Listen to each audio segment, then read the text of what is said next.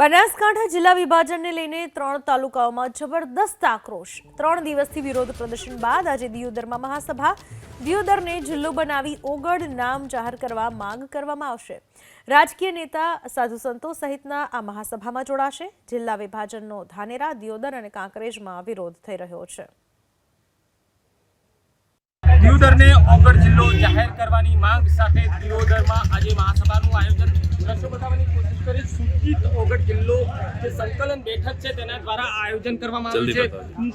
ધીરે ધીરે મોટી સંખ્યામાં જે લોકો છે તે આ મહાસભામાં જોડાવા માટે આવ્યા છે। સીધી વાત કરવાનો જે આગેવાનો છે સીધી વાત કરવાનો અત્યારે શું માંગ છે તેને લઈને આજે સભા। તમે પણ આ વિસ્તારના રહેવાસી છો, શું કહો છો, કેમ દિયોદર જિલ્લો?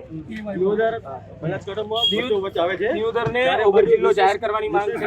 કિલોમીટરના ઘેરાવની દિયોદર એ લગભગ બનાસકાંઠાના પૂર્વ અને પશ્ચિમનું જ્યારે વિભાજન કરવાનું હતું અગાઉ વર્ષો પહેલા, ત્યારે જો સરકારથી એ લોકો ભૌગોલિક દ્રષ્ટિએ દિયોદરને માર્કિંગ કર્યું હતું અને દિયોદર એ લગભગ હું માનું છું કે પશ્ચિમ જે જિલ્લો બનાવ્યો છે એમાં મધ્યમાં આવેલું છે, એની આજુબાજુ બિંડી છે, કાંકરેજ છે, તમામને દિયોદર સેન્ટર રહે છે અને જ્યારે કામ પડે ત્યારે ખરેખર જિલ્લાનું મુખ્ય મથક એવું હોવું જોઈએ લોકો કે અત્યારે લોકોને કોઈ મહાસભામાં અગવડ ના પહોંચી રહ્યા છે પડે અને તમામ લોકોની એક જ દિયોદર માંગ જાહેર છે કે કરવો પડે દિયોદરને ઓગળ એ જિલ્લા મથક બનાવવામાં આવે ને આ જિલ્લાનું નામ ઓગળ જિલ્લો રાખવામાં આવે।